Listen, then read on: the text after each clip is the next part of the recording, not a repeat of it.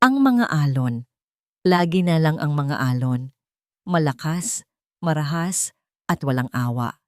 Hinahatak nito ang maliit na katawan pababa, palalim, sa madilim na bahagi ng dagat kung saan hindi naabot ng sinag ng buwan. Isang pares ng maliliit na kamay ang pilit na kumakapit sa kanya, ngunit unti-unti iyong bumibitaw. Malamig ang tubig. Sumisiksik sa kanyang mga buto ang lamig.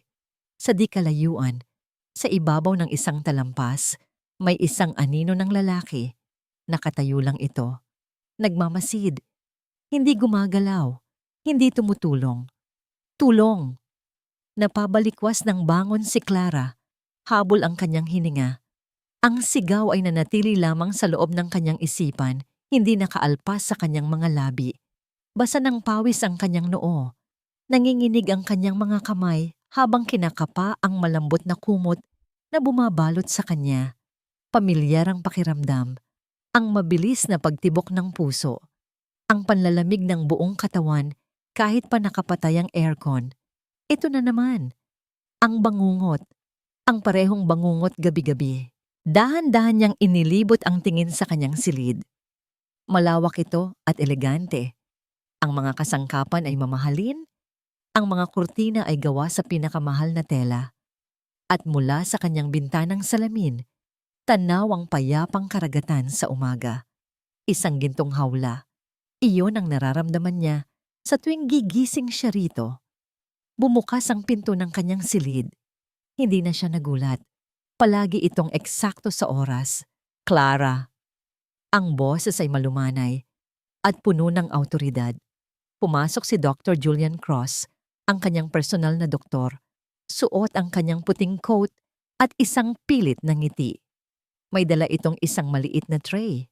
Napanaginipan mo na naman ba? Tanong nito habang inilalapag ang tray sa bedside table. Tumango lamang si Clara, hindi magawang magsalita. Napayuko siya, hiyang-hiya sa sarili.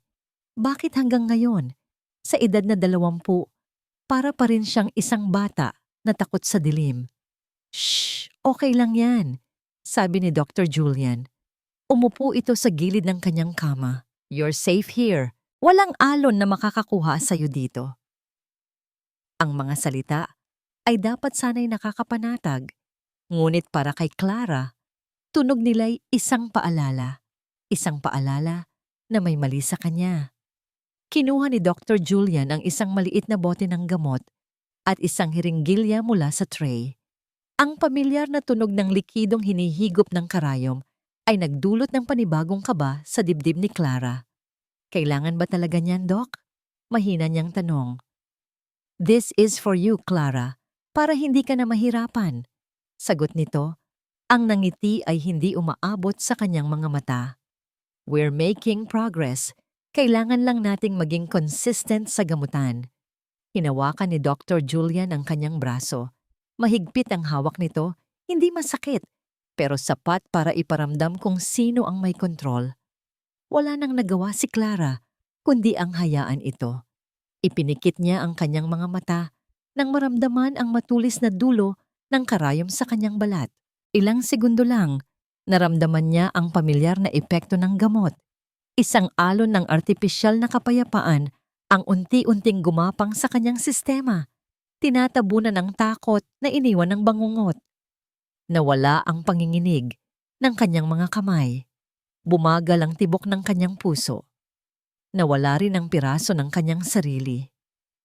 Ayan, bulong ni Dr. Julian. Tinatapik-tapik ang kanyang braso. Mas mabuti na yan. Magpahinga ka muna. May darating na bago mong personal nurse ngayon. Her name is Lily. She will assist you. Tumayo na ito at kinuha ang tray. Bago ito tuluyang umalis, huminto ito sa may bintana at hinawi ang kurtina. Sumilay ang nakakasilaw na liwanag ng araw at ang tunog ng mga alon na humahampas sa dalampasigan. Napapikit si Clara. Napakapit siya sa kumot. Kahit may gamot na sa kanyang sistema, ang tunog na yon ay parang mga kuko na kumakalmot sa loob ng kanyang isipan. Ilang oras ang lumipas. Si Clara ay nakaupo sa may sala, nakatingin sa kawalan, nang marinig niya ang pagbukas ng pinto. Isang babaeng nakangiti at mukhang masigla ang pumasok. Kasunod, si Dr. Julian. Clara, this is Lily Alcantara. Pagpapakilala ni Dr. Julian. Good morning po, Ma'am Clara. Bati ni Lily.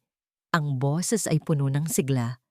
Isang bagay na matagal nang hindi naririnig ni Clara sa loob ng mansyon. Sinubukan ni Clara na ngumiti pabalik, ngunit isang tipid na tango lang ang nagawa niya. Ang pagdating ng isang bagong tao ay parang isang bato na inihagis sa isang payapang lawa. Nakakagambala.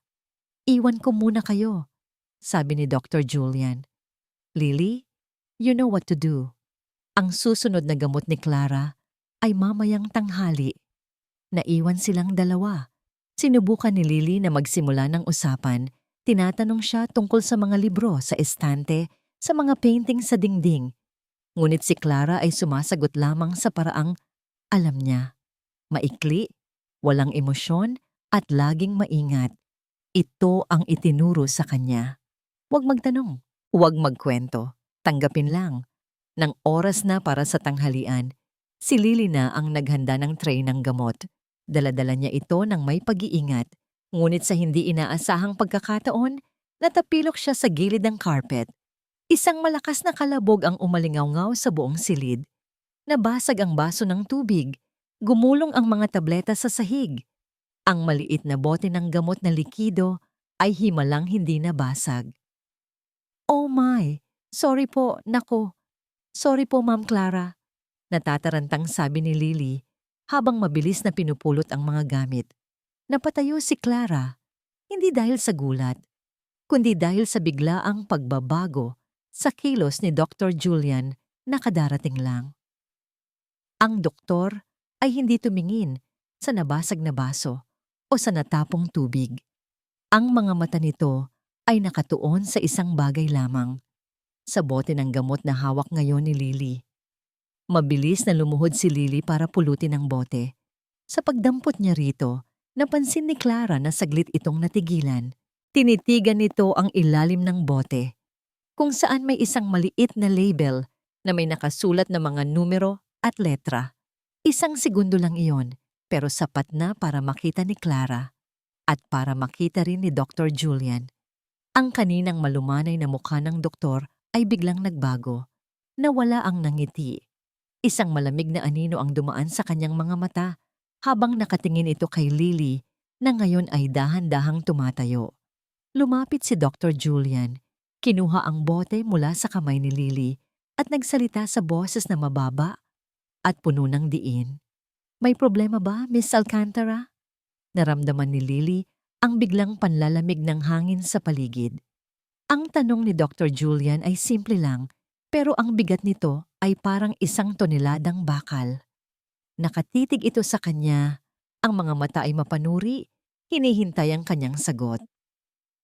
Nako, sir. Wala po. Mabilis na sagot ni Lily. Pilit na pinapasigla ang kanyang boses. Tinitingnan ko lang po kung may basag. Baka po kasi may tumapon na pala. Pasensya na po talaga sa abala. Kinuha niya ang basahan at nagsimulang punasan ang sahig. Iwas ang tingin sa doktor. Isang ngiti ang pilit niyang isinukbit sa kanyang mga labi. Ngiting para sa isang baguhang nurse na natatakot mapagalitan sa unang araw.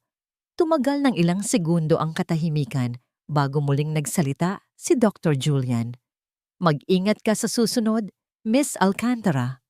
Ang boses nito ay bumalik na sa pagiging kalmado, ngunit naramdaman ni Lily ang babala sa likod ng mga salitang iyon. Opo, sir. Hindi na po mauulit. Mula noon, naging doble ang pag-iingat ni Lily. Ang bawat kilos niya sa loob ng mansyon ay tila may nanonood. Ang bahay mismo, sa kabila ng karangyaan nito, ay parang isang malaking museo kung saan si Clara ang nag-iisang exhibit. Maganda, tahimik, at hindi dapat galawin. Sinubukan niyang kausapin si Clara para malaman kung ano ang nasa isip nito. Ma'am Clara, ano po ang paborito ninyong gawin? Tanong niya isang hapon habang inaayos ang mga bulaklak sa florera. Tumingin sa kanya si Clara. Ang mga mata ay blanko. Sabi ni Dr. Julian, ang pagbabasa ay makakatulong sa aking paggaling. Walang bakas ng sariling opinyon. Para itong isang linyang kabisado mula sa isang script. Nagsimulang magtago ng isang maliit na notebook si Lily. Sa gabi, sa seguridad ng kanyang kwarto, isinusulat niya ang lahat. Ang oras ng pag-inom ng gamot ni Clara, ang epekto nito, ang biglaang pagiging matamlay, ang mga salitang madalas ulitin ni Dr. Julian, at ang code sa ilalim ng bote, HRT RAM 07. Isang gabi, nang sigurado siyang tulog na ang lahat, binuksan niya ang kanyang cellphone at sinubukang hanapin ang code online. Nag-type siya sa search bar, HRT RAM 007 Medicine, Pharmaceutical Code HRT RAM, Hartwell Hospital Experimental Drugs. Walang lumabas, walang record. Para siyang naghahanap ng multo. Kung ano man ang gamot na yon, siguradong hindi ito para sa publiko. Kinabukasan, dumating ang sinasabi nilang paboritong tiyo ni Clara, ang nag-iisang si Michael Hayward, CEO ng Hartwell, isang lalaking makisig, may awtoridad at ngiting laging nakapaskil sa mga labi. Lily, you must be the new nurse. Bati nito sa kanya. Ang boses ay masigla at palakaibigan. I trust you are taking good care of my precious Clara. Opo, Sir Michael, sagot ni Lily. Ngunit nang magtama ang kanilang mga mata, naramdaman ni Lily ang parehong panlalamig na naramdaman niya kay Dr. Julian. Ang ngiti ni Michael Hayward ay para lamang sa labas. Ang mga mata niya ay matalas. Tila sinusuri ang bawat hibla ng kanyang pagkatao. Ang hapunan ng gabing iyon ang pinaka-awkward na naranasan ni Lily sa buong buhay niya. Si Michael ay umupo sa tabi ni Clara, nilalagyan ito ng pagkain sa plato na para bang isang bata. Naalala mo ba, Clara? Simula nito habang naglalagay ng steak sa plato ng dalaga. Noong bata ka, paborito mong magpalipad ng saranggola sa dalampasigan? Tayong dalawa lang. Ang lakas ng tawa mo noon. Napatingin si Lily kay Clara, naghihintay ng kahit anong reaksyon. Isang ngiti, isang tango, kahit ano. Pero wala.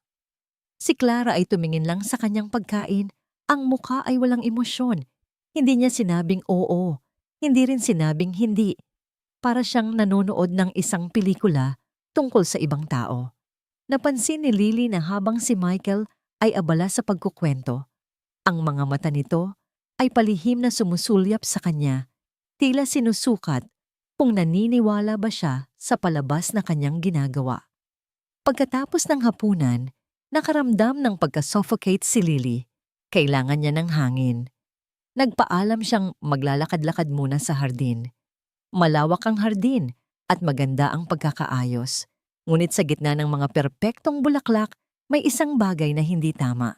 Sa tuwing lilingon siya, pakiramdam niya'y may mga matang nakasunod.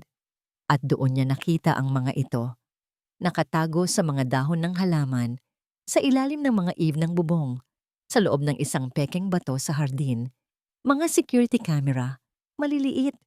Halos hindi mo mapapansin, pero nakatutok sa bawat sulok ng property. Nagpatuloy siya sa paglalakad, papalayo sa mansyon, hanggang sa marating niya ang isang bahagi ng hardin na medyo napapabayaan na. At doon, sa likod ng malalaking halaman, nakita niya ang isang pinto. Isang pinto na gawa sa kahoy at bakal, papunta sa ilalim ng lupa. Isang pinto para sa basement. Luma na ang pinto, kinakalawang na ang mga bisagra. Ngunit ang kandado nito ay bago. Isang modernong electronic lock na may keypad. Sa itaas nito, may isang maliit na plaking metal na may nakasulat na dalawang salita. Keep out. Bakit kailangan ng ganito kahigpit na seguridad para sa isang lumang basement? Bumalik siya sa loob ng bahay. Ang isip ay puno ng mga bagong tanong. Habang paakyat siya sa hagdan, napadaan siya sa tapat ng opisina ni Dr. Julian. Bahagya ito'y nakabukas. Isang maliit na siwang lang, pero sapat na para marinig niya ang mga boses mula sa loob. Huminto si Lily. Ang puso niya'y biglang kumabog ng mabilis. Itinago niya ang sarili sa gilid ng pader. Sa anino ng isang malaking cabinet, boses yon ni Dr. Julian at ni Michael Hayward.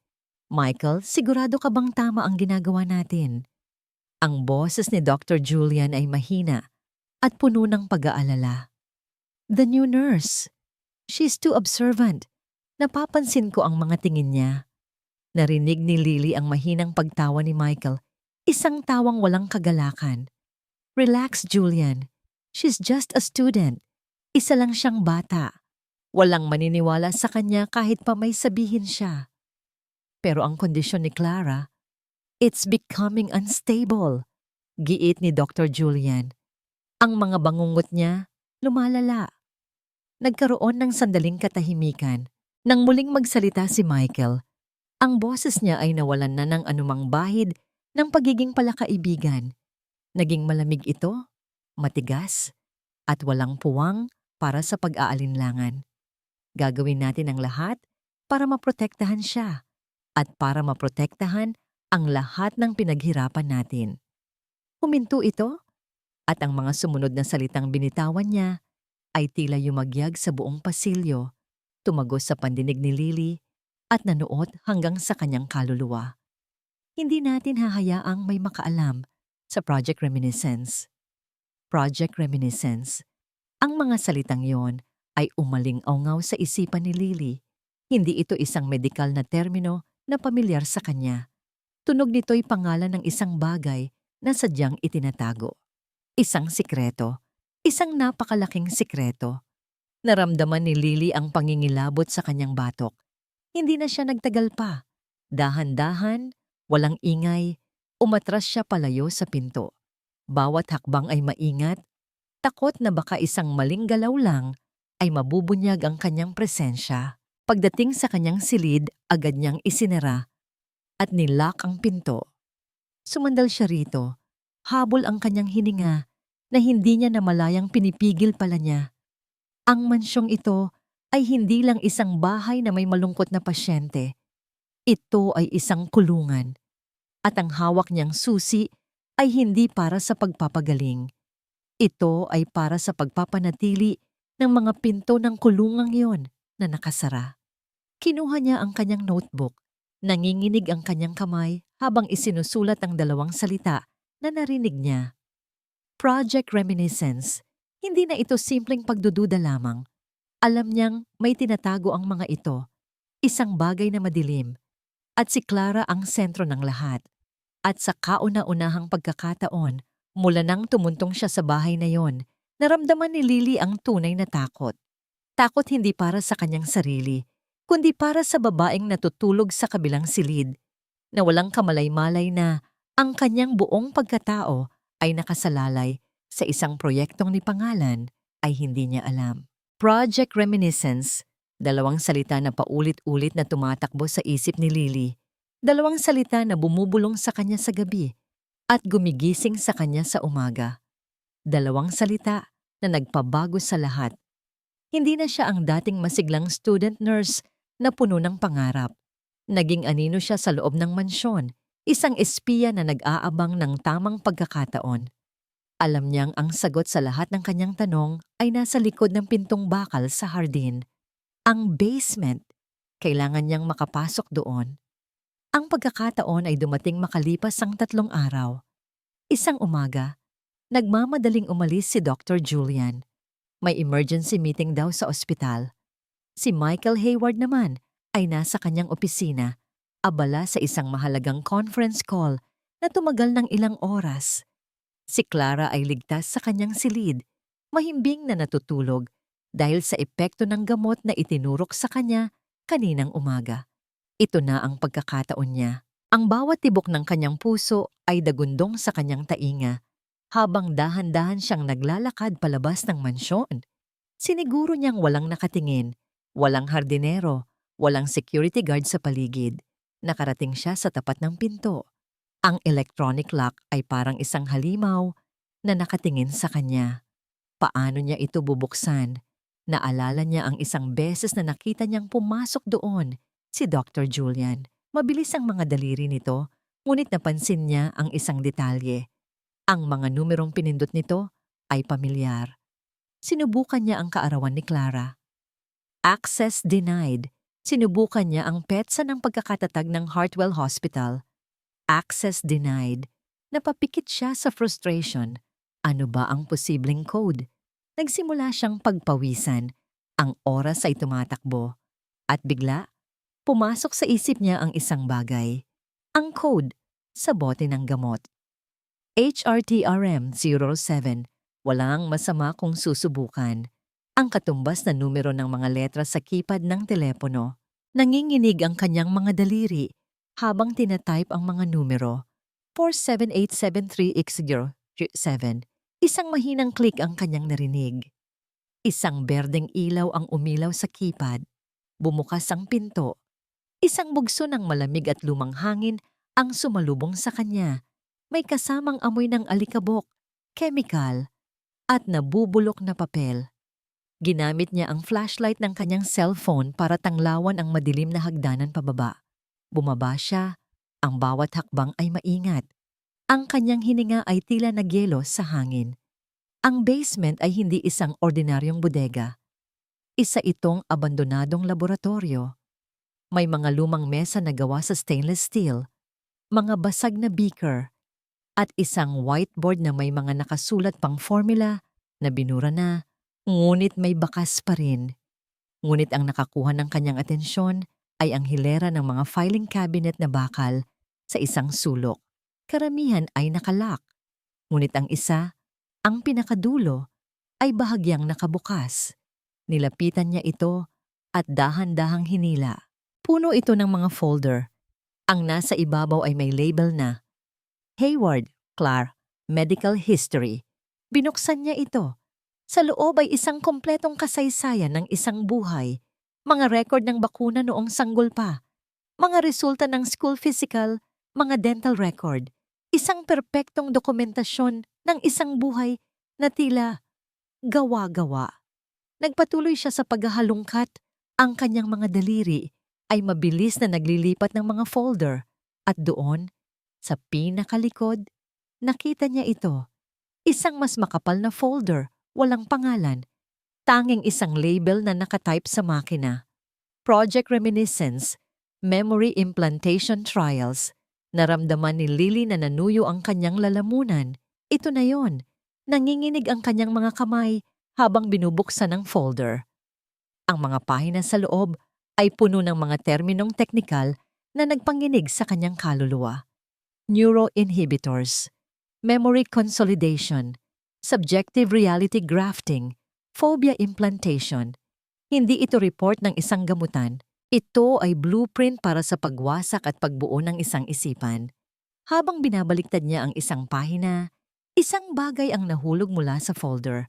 Isang lumang litrato, medyo kupas na ang kulay. Pinulot niya ito.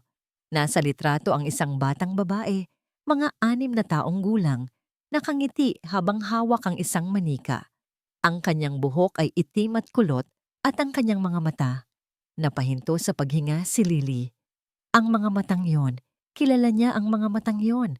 Ang mga mata ni Clara. Ngunit hindi si Clara ang nasa litrato. Iba ang ngiti nito. Mas totoo, mas masaya. Sa ilalim ng litrato, may sulat kamay na anotasyon. Elara M. Subject 7. Biglang nag-ugnay ang lahat sa kanyang isipan. Ang code sa bote, HRTRM07. Subject 07. Elara M. Eliza Moore. Ang nawawalang anak. Si Clara ay si Elara. Hindi siya nawalan ng alaala dahil sa isang aksidente. Ang kanyang mga alaala ay ninakaw. Napatakip si Lily sa kanyang bibig. Pinipigilan ng isang sigaw. Ang katotohanan ay mas malala pa sa kanyang pinakamasamang imahinasyon. Habang nakatitig siya sa litrato, nakarinig siya ng isang tunog mula sa labas. Ang tunog ng mga gulong ng sasakyan sa graba ng driveway. Bumalik na si Dr. Julian. Mas maaga kaysa sa inaasahan. Nataranta si Lily. Ang folder ay nasa kanyang mga kamay. Ang litrato ay hawak niya. Nasa loob siya ng isang bawal na lugar. Kailangan niyang makaalis. Ngayon din, gulat, pagkatuklas, at ngayon, purong takot. Nasa bingit ng panganib si Lily. Ang tunog ng sasakyan ni Dr. Julian ay parang isang sentensya ng kamatayan. Nataranta siya. Mabilis niyang isinara ang folder, ngunit hindi bago niya nagawang kunan ng litrato gamit ang kanyang cellphone ang 3 pinakamahalagang pahina. Ang cover page na may titulong Project Reminiscence, ang pahina na may litrato at pangalan ni Elara M. Subject Row 7, at ang isang pahina na puno ng mga technical na detalye tungkol sa memory implantation. Isiniksik niya ang folder pabalik sa cabinet. Dahan-dahan niyang isinara ito, halos hindi humihinga, umaasang ang mahinang kalansing nito ay hindi maririnig. Narinig niya ang mga yabag sa hagdan. Papalapit. Mabilis na naghahanap ng mapagtataguan si Lily. Sa likod ng hilera ng mga filing cabinet. Madilim doon at masikip. Ipinikit niya ang kanyang mga mata, pinipigilan ang kanyang hininga. Bumukas ang pinto ng basement. Ang liwanag mula sa flashlight ni Dr. Julian ay parang isang searchlight na gumagapang sa buong silid. Tumigil ang pagtibok ng puso ni Lily nang tumapat ang ilaw sa cabinet kung saan siya nagtatago. Ilang segundo. Tila isang walang hanggan. Ngunit hindi siya hinahanap ng doktor. Naglakad ito papunta sa isa sa mga nakalak na cabinet. Kinuha ang isang susi mula sa kanyang bulsa. Binuksan ito at may kinuha mula sa loob. Isang maliit na kahon na may lamang mga bagong vial ng gamot. Pagkatapos ay muli nitong nilak ang cabinet, lumingon at nagsimulang maglakad paakyat. Narinig ni Lily ang pagsara ng pinto at ang click ng electronic lock. Naiwan siyang mag-isa sa dilim. Hindi siya gumalaw ng ilang minuto. Pinakikiramdaman ang bawat tunog. Nang sigurado na siyang wala na ang doktor, dahan-dahan siyang lumabas mula sa kanyang pinagtataguan. Ang kanyang mga binti ay nanginginig. Mabilis ngunit maingat siyang umakyat. Nang makalabas, muli niyang nilock ang pinto. Tinitiyak na walang bakas na naiwan. Bumalik siya sa kanyang silid, nilock ang pinto at sumandal dito. Doon lamang niya pinakawalan ang hiningang kanina pa niya pinipigil. Isang malalim at nanginginig na hininga. Ligtas siya. Sa ngayon. Naupo siya sa kanyang kama at tiningnan ang mga litrato sa kanyang cellphone. Ang mukha ng batang si Elara ay nakatitig pabalik sa kanya. Isang multo mula sa nakaraan na humihingi ng tulong. Elara M. Eliza Moore, ang pangalan ng journalist na namatay sa isang misteryosong sunog. Ang anak nitong nawawala. Lahat ay nag-uugnay. Si Clara Hayward ay hindi totoong tao. Isa siyang karakter na isinulat para pagtakpan ang isang krimen. Upang makasiguro, binuksan ni Lily ang kanyang browser at muling hinanap ang pangalan ni Eliza Moore. Lumabas ang mga lumang artikulo ng balita. Journalist investigating Hartwell Corporation dies in house fire. Daughter, Elara Moore, presumed missing. Ang bawat salita ay isang pako na lalong nagbaon sa katotohanan. Ngayon, sigurado na siya. Binalikan niya ang mga litrato sa kanyang cellphone. Pinalaki niya ang kuha sa dokumento na puno ng mga teknikal na salita. Bilang isang medical student, may iilan siyang naintindihan. Ngunit isang parirala ang paulit-ulit na umagaw sa kanyang pansin. Isang pariralang nagpanginig sa kanyang mga buto. Phobia Implantation Protocol. Pagtanim ng takot. Para saan? Bakit kailangan nilang gawin iyon? Sa mga sumunod na araw, nag-iba ang pakikitungo ni Lily kay Clara. Hindi na siya simpleng nurse na nag-aalaga. Para na siyang isang bantay sa isang bihag na naghahanap ng paraan upang makipag-usap sa tunay na tao sa loob. Isang hapon, habang nag-aayos sila ng isang puzzle, sinubukan ni Lily ang isang bagay na mapanganib. "Ang ganda ng pangalan ninyo, Ma'am Clara," sabi niya sa normal na tono. "Pero alam niyo po ba, may nabasa akong isang magandang pangalan din, Elara." Sa isang iglap, nabitawan ni Clara ang hawak niyang puzzle piece. Napahawak siya sa kanyang sentido, ang kanyang mukha ay biglang namutla. Aano? Nagsimula siyang mautal Masakit ang ulo ko. Humihinga siya ng malalim at may isang bagong emosyon sa kanyang mga mata. Hindi blanko kundi takot at pagkalito. Tila may isang pinto sa loob ng kanyang isipan na pilit na binubuksan, ngunit may isang bagay na pumipigil dito. Hindi nakaligtas ang eksenang yon sa mga mata ni Michael Hayward na kadarating lang at tahimik na nanonood mula sa may pinto. Nang gabing iyon, ipinatawag siya. "Miss Alcantara," sabi ni Michael. Nasa loob sila ng opisina ni Dr. Julian. Ang CEO ay nakaupo sa silya ng doktor. Ang kanyang mga daliri ay magkasalikop sa ibabaw ng mesa. Ang palakaibigan niyang ngiti ay ganap nang nawala. "Maupo ka." Umupo si Lily. Ramdam ang bigat ng titig ni Michael. "You're a bright student, Lily." Simula nito, "I've read your records. Top of your class." Puno ng ambisyon. Hindi sumagot si Lily. Ang ambisyon ay isang magandang bagay. Pagpapatuloy nito. It can take you to great places. Pero ang ambisyon, kapag hinaluan ng hindi kinakailangang pag-uusisa, ay nakakasira. Nakakasira ng isang magandang kinabukasan. Ang bawat salita ay may talim. Isang babala. "Hindi ko po maintindihan, sir." Pilit na sagot ni Lily. Isang malamig na ngiti ang sumilay sa labi ni Michael. "Oh, I think you do. Ang pamangkin ko ay may isang maselang kondisyon. Ang kailangan niya ay kapayapaan, hindi mga tanong na magugulo sa kanyang isipan. Ang kailangan niya ay isang nurse, hindi isang detective." Tumayo ito at lumakad papunta sa bintana. Nakatalikod sa kanya. "Gusto ko ang trabaho mo dito, Lily.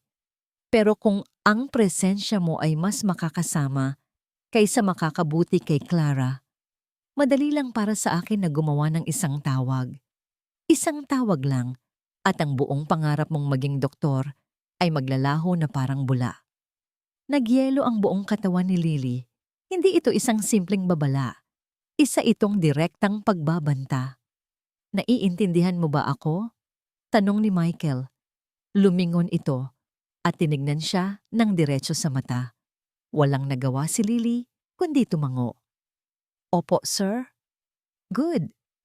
Bumalik siya sa kanyang silid. Ang mga salita ni Michael ay umuulit-ulit sa kanyang isipan.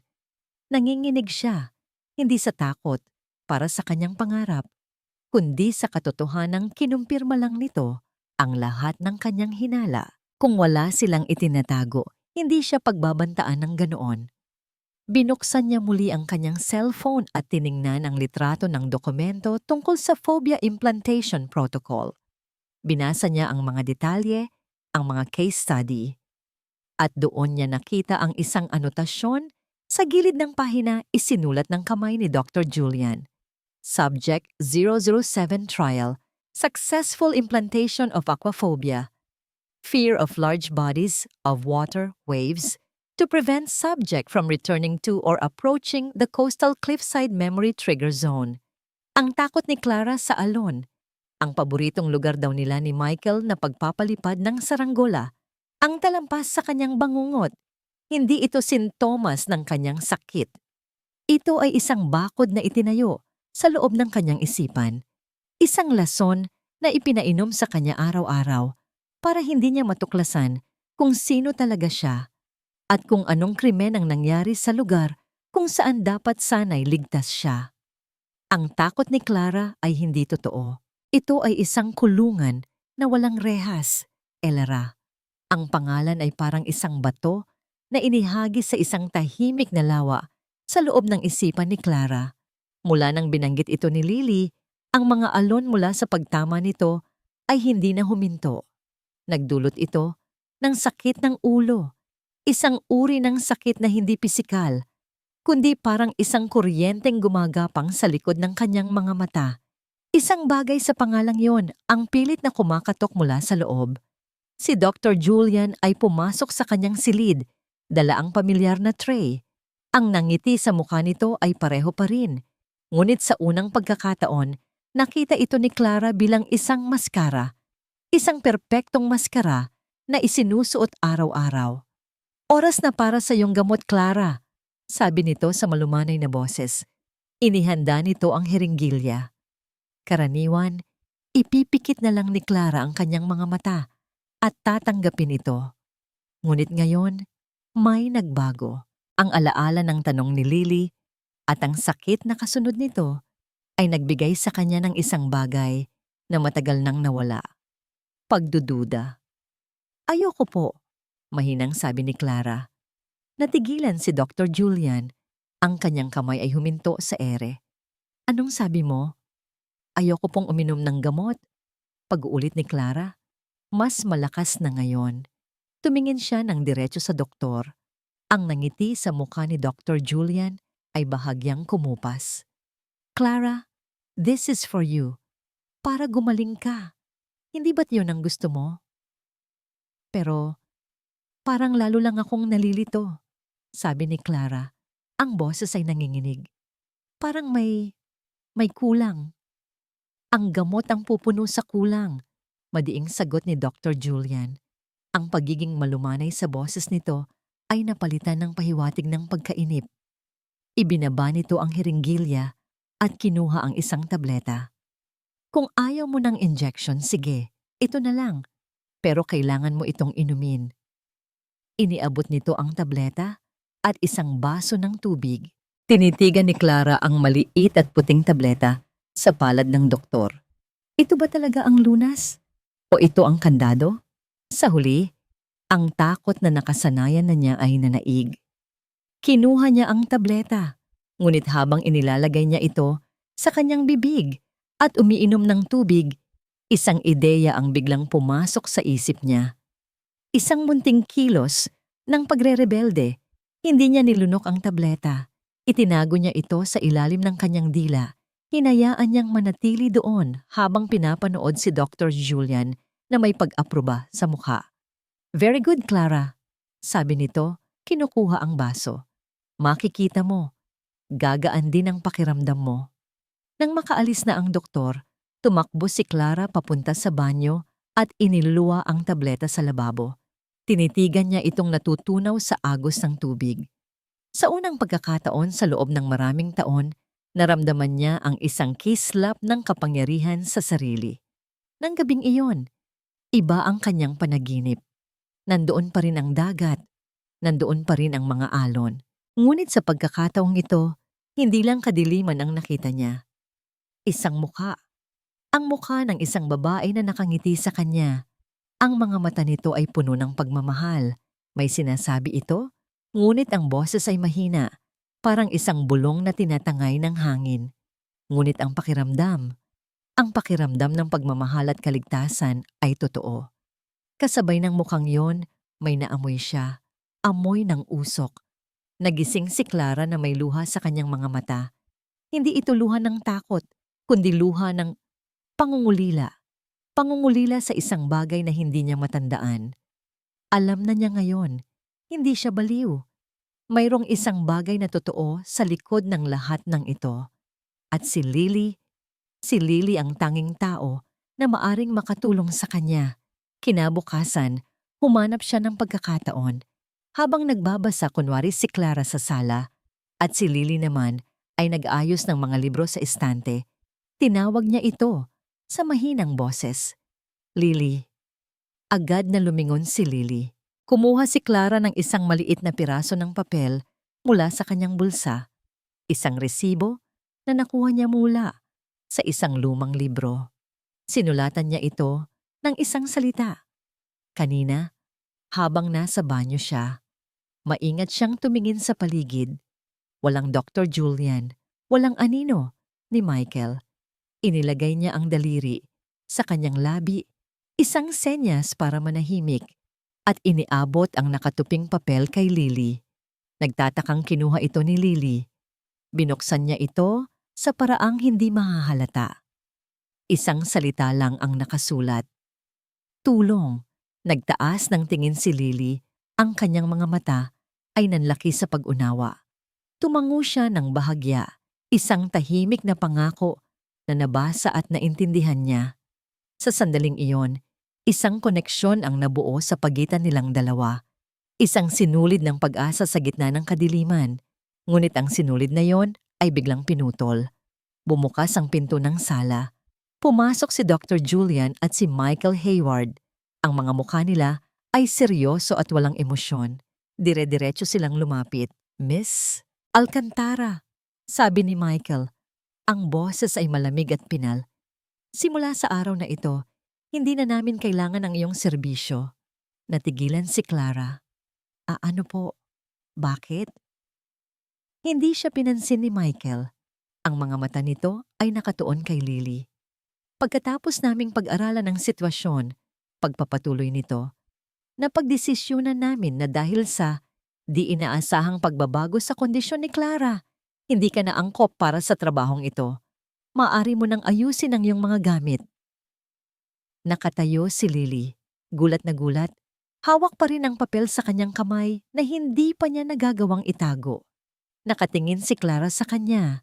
Ang pag-asa sa kanyang mga mata ay unti-unting namamatay, napapalitan ng desperasyon. Ang kanyang nag-iisang tulay palabas sa kulungang ito ay winawasak sa mismong harapan niya.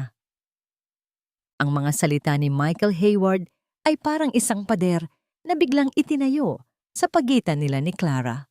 "Sir, hindi po ninyo pwedeng gawin to," mahinang sabi ni Lily. Ang kanyang boses ay naglalaman ng desperasyon. Tumingin siya kay Clara na nakatingin din sa kanya. Ang mga mata ay puno ng takot. "Ang desisyon ay pinal na, Miss Alcantara," malamig na tugon ni Michael. Sumenyas ito sa dalawang security guard na biglang lumitaw sa may pinto. "Ihatid niyo siya sa kanyang silid para kunin ang gamit niya at siguraduhin ninyong hanggang sa labas siya ng gate." Walang nagawa si Lily. Ang papel na bigay ni Clara ay mahigpit niyang kinuyom sa kanyang palad. Habang dinadala siya ng mga guwardiya paakyat, huli niyang nakita si Clara na nakatayo, mag-isa, sa gitna ng malawak na sala, tila isang manikang biglang nawalan ng buhay. Ang pakiramdam ng pagkatalo ay mapait. Sa kanyang silid, mabilis niyang iniligpit ang kanyang mga gamit. Ang notebook kung saan nakasulat ang kanyang mga obserbasyon, ang cellphone na naglalaman ng mga litratong ebidensya. Kinuha rin niya ang isang bagay na matagal na niyang itinatago. Isang vial ng gamot ni Clara na nagawa niyang itabi noong unang araw. Noong natapon ng tray, isang sample. Habang hinihila siya palabas ng mansyon, ang bawat hakbang ay mabigat. Pagdating sa malaking gate, hinarap siya ng isa sa mga gwardiya. Pinapasabi po ni Sir Michael, isang maling salita sa labas, at sisirain niya hindi lang ang pangarap mo, kundi ang buong pamilya mo. Isang tuwirang pagbabanta. Nang magsara ang gate, naramdaman ni Lily ang bigat ng kawalan ng pag-asa. Paano na si Clara? Paano niya ito matutulungan kung nasa labas siya? Naglakad siya palayo sa mansyon, walang tiyak na direksyon. Ang pakiramdam ng pagiging inutil ay dumurog sa kanya.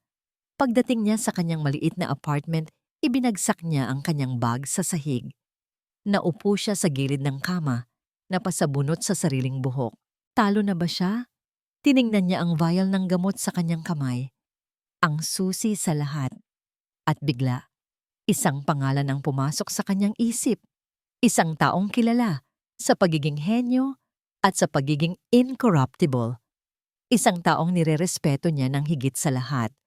Si Professor Aleron, ang kanyang dating guro sa pharmacology sa universidad. Isang brilliant-minded na tao na hindi natatakot na hamunin ang sistema. Mabilis siyang tumayo. Ito na ang huling barahan niya. Kinabukasan, maaga siyang nagpunta sa universidad. Natagpuan niya si Professor Aleron sa laboratorio nito, napapaligiran ng mga libro at komplikadong kagamitan. Lily Alcantara? Bati ng matandang propesor, nag-aangat ng tingin mula sa kanyang microscope.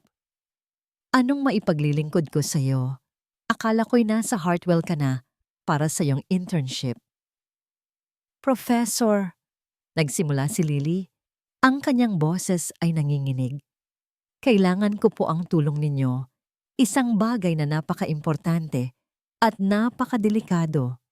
Ipinakita niya ang lahat, ang vial ng gamot, ang mga litrato ng dokumento sa kanyang cellphone. Ikinuwento niya ang tungkol kay Clara sa Project Reminiscence sa mga pagbabanta ni Michael Hayward. Hindi niya itinago ang anumang detalye. Habang nagsasalita si Lily, ang kaninang palakaibigang mukha ni Professor Aleron ay unti-unting naging seryoso. Kinuha niya ang vial, inikot-ikot ito sa kanyang mga daliri. Tinitigan niya ang mga litrato sa cellphone. Ang kanyang mga mata ay naniningkit habang binabasa ang mga technical na salita. Nang matapos si Lily, ang laboratorio ay binalot ng matinding katahimikan. "Iwanan mo sa akin ang sample na ito," sabi ng propesor. Ang boses ay seryoso. "At ang mga litratong ito, huwag kang makikipag-usap kahit kanino tungkol dito. Huwag kang gagawa ng kahit anong hakbang. Maghintay ka ng tawag ko." Umalis si Lily sa unibersidad na may halo-halong pakiramdam ng takot at pag-asa. Ipinagkatiwala niya ang lahat sa isang tao. Lumipas ang 2 araw na parang 2 taon. Walang tawag. Sinubukan ni Lily na mamuhay ng normal, ngunit ang bawat tunog ng telepono ay nagpapakaba sa kanya. Ang imahe ni Clara, nakatayo at walang magawa, ay laging nasa kanyang isipan.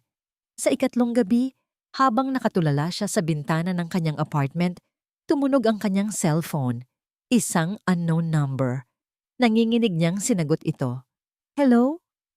Miss Alcantara." Boses iyon ni Professor Aleron, ngunit may kakaiba sa tono nito. May bigat, may urgensya. "Pumunta ka sa laboratorio." Ngayon din, hindi na nagtanong si Lily. Mabilis siyang nagbihis at sumakay ng taxi. Pagdating sa unibersidad, tahimik at madilim na. Ang tanging may ilaw ay ang laboratorio ng propesor. Pagpasok niya, nakita niya si Professor Aleron na nakatayo sa gitna ng silid, naghihintay sa kanya. Ang mukha nito ay bakas ang pagod at pagkaalarma. "Professor, ano pong nalaman ninyo?" Tumingin sa kanya ang propesor. Ang mga mata ay puno ng isang bagay na hindi pa nakikita ni Lily dati. "Lily," sabi nito sa seryosong boses, "ang bagay na ito, itong gamot na ito, hindi ito para sa pagpapagaling." Huminto ito, tila naghahanap ng tamang salita. Ito ay isang highly advanced neuroinhibitor na may kakayahang mag-reconfigure ng memory pathways. It's a memory-altering substance at base sa aking analysis, muli itong huminto at ang mga sumunod niyang sinabi ay nagpabagsak sa buong mundo ni Lily. Alam ko na kung paano ito i-counteract. Alam ko na kung paano ibabalik ang mga nawalang alaala. Ang pagkawala ni Lily ay parang pagkawala ng araw. Biglang naging mas madilim ang mansyon, mas malamig, mas tahimik. Si Clara ay bumalik sa dati, isang manikang walang sariling buhay. Sumusunod na lang sa agos na idinidikta ng mga taong nakapaligid sa kanya. Ngunit may nag-iba sa loob niya. Ang maliit na apoy ng pagre-rebelde na sinindihan ng presensya ni Lily ay hindi namatay. Nagkubli lang ito, nag-aabang. Pinalitan si Lily ng isang mas matandang nurse, isang babaeng strikto at halos hindi nagsasalita. Tinitiyak nito na naiinom ni Clara ang kanyang gamot sa tamang oras, walang mintis. Napansin ni Dr. Julian ang pagbabago. Ang dating blangkong pagsunod ni Clara ay napalitan ng isang tahimik na pagmamatigas. Upang makontra ito, itinaas niya ang dosis ng gamot. Ang epekto ay malupit. Ang mundo ni Clara ay naging isang malabong panaginip. Ang mga araw ay nagdudugtong-dugtong na lang, walang pagkakaiba. Madalas siyang nakatulala. Ang isip ay nasa isang lugar na hindi niya maabot. Ngunit sa kabila ng makapal na hamog na nilikha ng gamot, ang mga alaala, ang mga tunay na alaala, ay nagsimulang lumaban. Nagsimula ito bilang mga pira-piraso. Isang araw, habang nakaupo siya sa hardin, may naamoy siyang pamilyar. Ang amoy ng bulaklak na sampagwita. Bigla, Isang imahe ang sumulpot sa kanyang isipan. Ang kamay ng isang babae na naglalagay ng kwintas ng sampagita sa kanyang leeg. Para sa munting prinsesa ko, sabi ng isang boses sa kanyang alaala. Malambing, puno ng pagmamahal. Napahawak si Clara sa kanyang ulo. Isang matinding kirot ang biglang sumuntok sa kanyang sentido. Sino yon? Kaninong boses yon? Sa ibang pagkakataon, habang tinitingnan niya ang kanyang refleksyon sa salamin, nag-iba ang anyo nito. Sa isang saglit, ang nakita niya ay hindi ang kanyang sarili, kundi ang isang batang babae na umiiyak. Ang mukha ay puno ng uling. "Huwag kang bibitaw, anak!" Sigaw ng isang boses. Napaatras si Clara mula sa salamin. Ang puso ay kumakabog ng malakas. Ang pinakamatindi sa lahat ay ang mga pangitain ng apoy. Hindi na lang sa panaginip. Kahit gising siya, bigla na lang niyang makikita ang mga sulok ng kanyang silid na nagliliyab. Nakakarinig siya ng mga kaluskos ng nasusunog na kahoy. Naaamoy niya ang usok na sumisiksik sa kanyang ilong. Napapasigaw siya. Ngunit kapag iminulat niyang muli ang kanyang mga mata, wala naman. Ang kanyang silid ay tahimik at payapa. "Clara, anong nangyayari sa'yo?" Nag-aalalang tanong ni Michael isang araw. Pagkatapos niya itong makitang nakatingin sa fireplace na walang apoy, ang mukha ay puno ng takot. Niyakap siya nito. "Shh! Theo is here. I will protect you. Lagi kitang poprotektahan." Ngunit ang yakap ni Michael ay hindi na nakakapanatag. Pakiramdam niya ay isa itong hawla.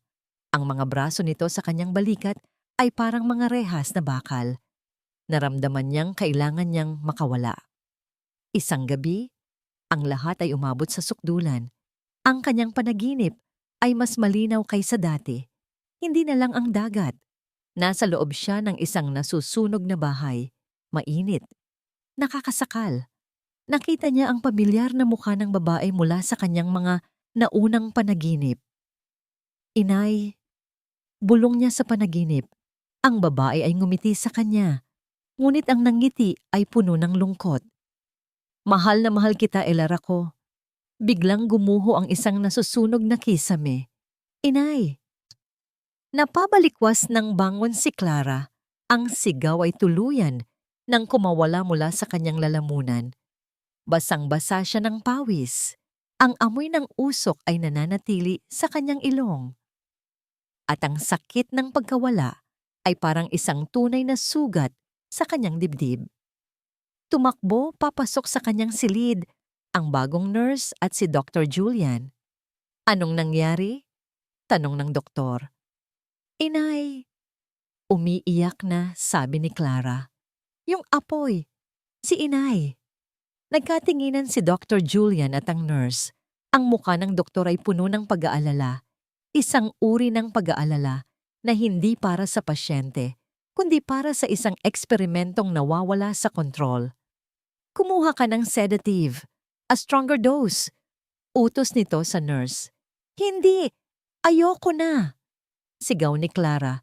Sinusubukang itulak ang doktor palayo. "Totoo yon. Nakita ko siya." Ngunit mas malakas si Dr. Julian. Pinigilan nito ang kanyang mga braso. Dumating ang nurse na may dalang hiringgilya. Mas malaki kaysa sa dati. "Patawarin mo ako, Clara." Bulong ni Dr. Julian. Ang mukha ay pagod at tila sumusuko na. "Kailangan na nating tapusin to." Habang papalapit ang karayom sa kanyang braso, ang huling nakita ni Clara ay ang mukha ni Dr. Julian.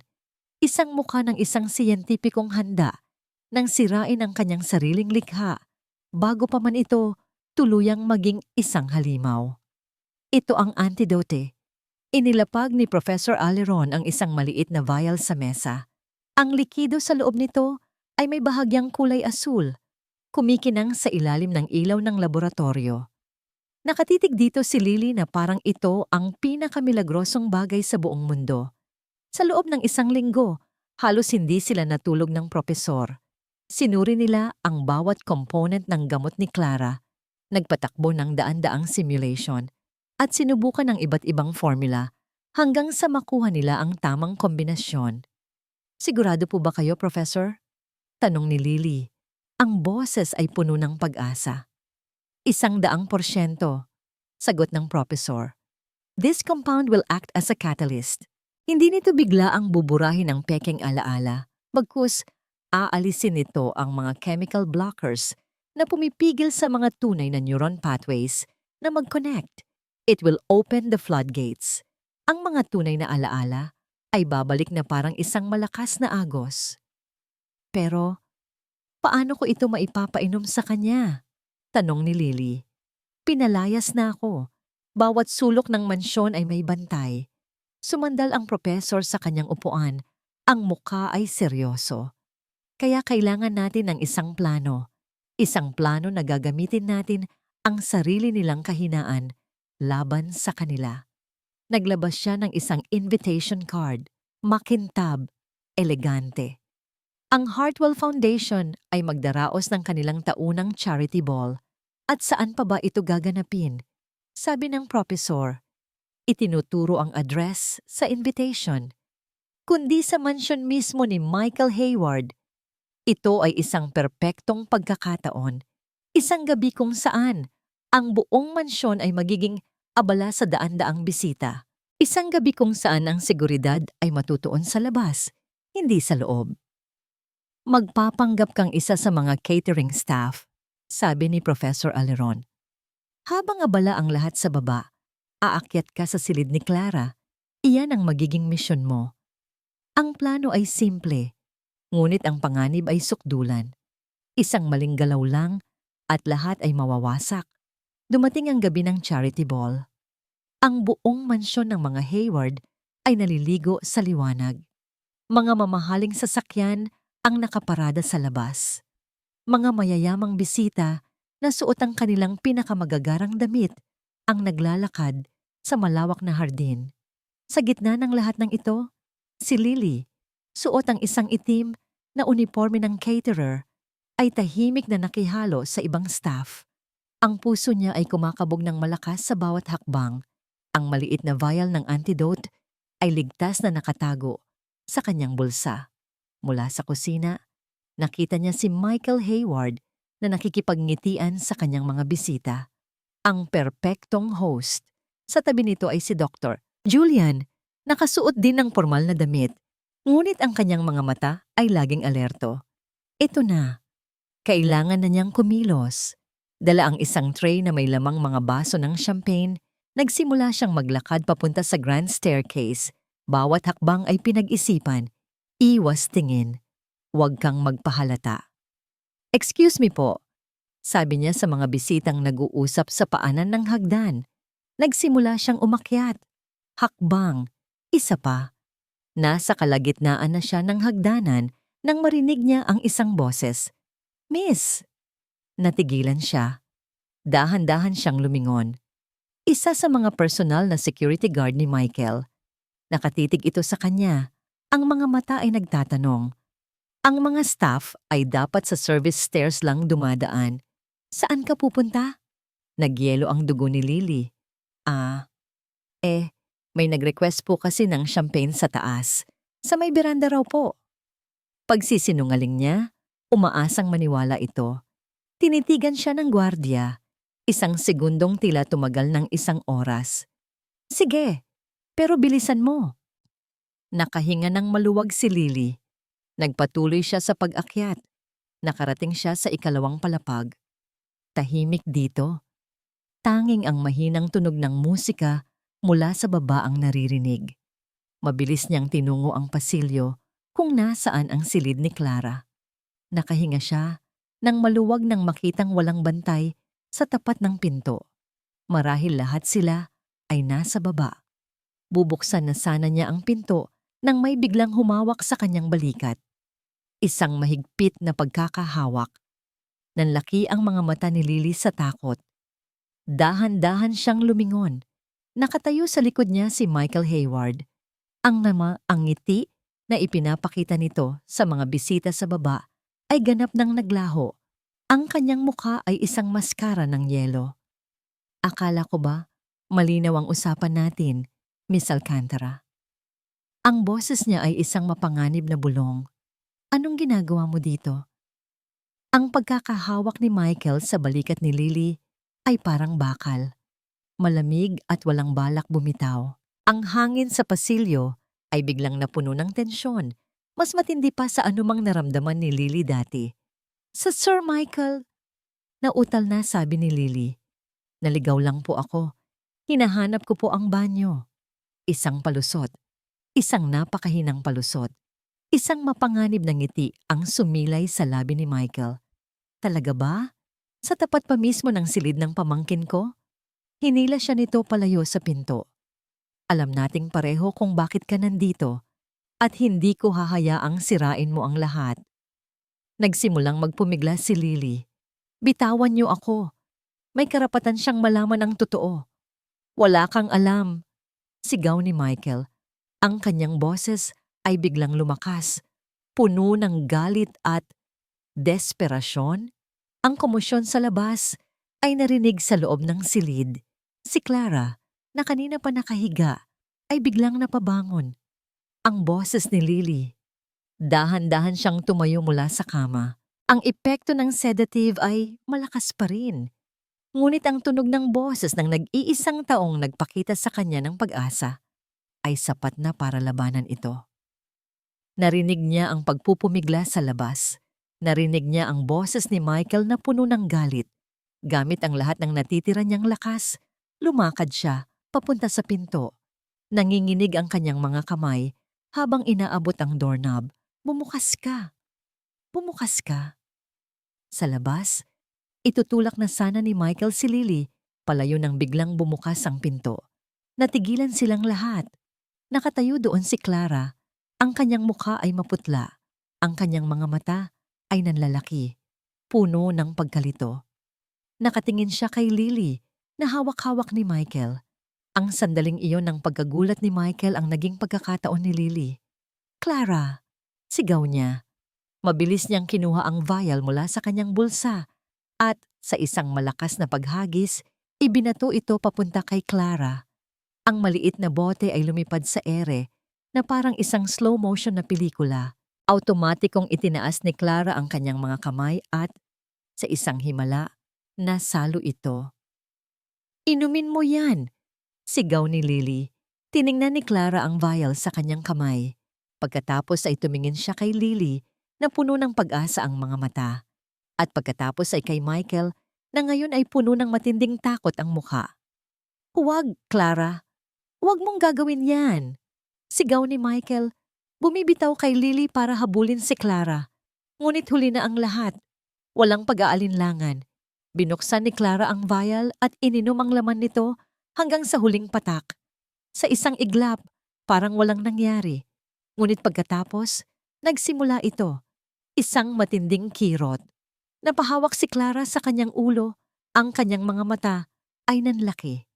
Ang mga pader ng pasilyo ay tila umuuga. Ang mga tunog mula sa party sa baba ay biglang nawala. Ang tanging naririnig niya ay isang malakas na ugong. At pagkatapos, ang mga imahe. Isang tawa ng babae. Sampagwita, isang parke. Isang maliit na bahay na puno ng mga libro. Amoy ng nilulutong pagkain. Isang mapagmahal na ngiti. Mahal kita, Elara ko. Elara. Biglang usok, apoy. Ang init sa kanyang balat. Isang sigaw. Takbo, anak. Takbo! Ang mukha ng kanyang ina, puno ng takot ngunit determinado. Itinutulak siya palabas ng bintana. Pagbagsak niya sa malambot na damo, lumingon siya pabalik. Ang kanyang bahay nilalamon ng apoy at sa di kalayuan, sa anino ng isang puno, nakatayo ang isang lalaki, nagmamasid. Hindi ito ang lalaki mula sa kanyang bangungot sa dalampasigan. Iba ito, mas bata. Nakatingin sa nasusunog na bahay na may halong takot at tagumpay? Hindi. Pagsisisi. Napaluhod si Clara, humihingal. Ang sakit ay hindi mailarawan. Ang mga pekeng alaala, ang pagpapalipad ng saranggola, ang mga pekeng kaarawan, ay parang mga salamin na sabay-sabay na nababasag sa loob ng kanyang isipan. At sa gitna ng mga nabasag na piraso, isang katotohanan ang lumitaw. malinaw, masakit. Nang imulat niyang muli ang kanyang mga mata, iba na ang mga ito. Wala na ang pagkalito, wala na ang takot. Ang naroon ay isang kalinawan na masakit tingnan. Isang kalinawan na dala ng maraming taong kasinungalingan. Dahan-dahan siyang tumayo. Ang kanyang mga binti ay nanginginig pa rin, ngunit ang kanyang tindig ay matatag. Itinaas niya ang kanyang tingin at tumingin ng diretso sa mga mata ni Michael Hayward. Hindi na ito ang tingin ng isang pamangkin sa kanyang tiyo. Ito ay ang tingin ng isang biktima sa kanyang berdugo. Isang salita lamang ang lumabas sa kanyang mga labi. Isang bulong na puno ng bigat ng isang buong buhay na ninakaw. Alam ko na. Napaurong si Michael, tila nasampal ng isang hindi nakikitang puwersa. Ang lahat ng kulay ay nawala sa kanyang mukha. Si Clara. Hindi, mariing sabi niya. Ang kanyang boses, sa unang pagkakataon, ay buo at matatag. Walang bakas ng pag-aalinlangan. Hindi Clara ang pangalan ko. Tumingin siya kay Lily, isang tingin ng pasasalamat. Pagkatapos ay ibinalik niya ang kanyang tingin kay Michael. Ang sakit sa kanyang mga mata ay unti-unting napapalitan ng isang malamig na determinasyon. Naalala ko na ang lahat, sabi niya. Ang bawat salita ay parang isang martilyo na pumupukpok sa huling pako sa kabaong ng mga kasinungalingan ni Michael. Naalala ko ang apoy. Naalala ko ang nanay ko. Humakbang siya palapit kay Michael na ngayon ay umaatras na. At naaalala kita, nakatayo ka doon. Pinapanood mo kaming masunog. Nang walang anumang babala, tinalikuran niya si Michael at nagsimulang maglakad. Hindi palayo, kundi papunta. Papunta sa direksyon ng hagdanan. Papunta sa direksyon ng dagat. Saan ka pupunta? Gulat na sigaw ni Michael. Hindi lumingon si Elara. Nagpatuloy lang siya sa paglalakad. Ang bawat hakbang ay may bigat at layunin. Papunta sa lugar kung saan nagsimula at dapat magtapos ang lahat. Ang talampas sa tabi ng dagat. Natulala si Michael sa isang saglit. Pagkatapos ay isang alon ng purong panik ang bumalot sa kanya. Clara, bumalik ka. Elara. Sigaw niya, ang kanyang boses ay basag. Nagsimula siyang tumakbo, sinusundan ng anino ng babaeng winasak niya, na ngayon ay naglalakad patungo sa kanilang huling pagtutuos. Naiwan si Lily sa pasilyo, nakatingin sa kanilang papalayong mga anyo. Alam na ang huling kabanata ng madilim na kwentong ito ay malapit ng isulat. Ang hangin ng gabi ay malamig at maalat. Humahampas ito sa mukha ni Elara. Nililipad ang kanyang buhok, ngunit hindi niya ito ininda. Sa unang pagkakataon sa loob ng 14 na taon, nakatayo siya sa gilid ng talampas na ito nang walang takot. Ang tunog ng mga alon na humahampas sa mga bato sa ibaba ay hindi na isang bangungot. Ito ay musika. Isang awit ng kalayaan. Ang mga pekeng alaala na itinanim sa kanyang isipan, ang saranggola, ang tawa, ang masayang tiyo, ay naroon pa rin. Ngunit ngayon ay para na lang silang mga lumang litrato na kupas na. Ang totoo ay mas matimbang. Ang totoo ay mas malakas. Narinig niya ang mga yabag ni Michael sa kanyang likuran. Humihingal. Elara, pakiusap. Umalis ka dyan, sabi nito. Ang boses ay puno ng takot. Mapanganib dyan. Hindi lumingon si Elara. Dito mo ako laging ayaw pumunta, hindi ba? Sabi niya. Ang kanyang boses ay kalmado sa gitna ng malakas na hangin. Dahil dito mo itinago ang lahat. Ang takot na ipinalit mo sa aking mga alaala para lang hindi ko maalala ang ginawa mo. Hindi totoo yan. Desperadong sabi ni Michael, dahan-dahang lumalapit. Ginawa ko ang lahat para protektahan ka. Protektahan? Sa wakas, lumingon si Elara.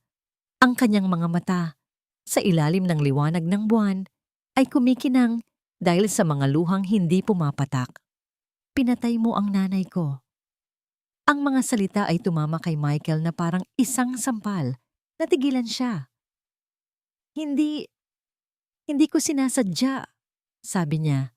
Ang kanyang boses ay basag. Isang aksidente ang nangyari. Gusto ko lang siyang takutin para tumigil siya sa kanyang investigasyon.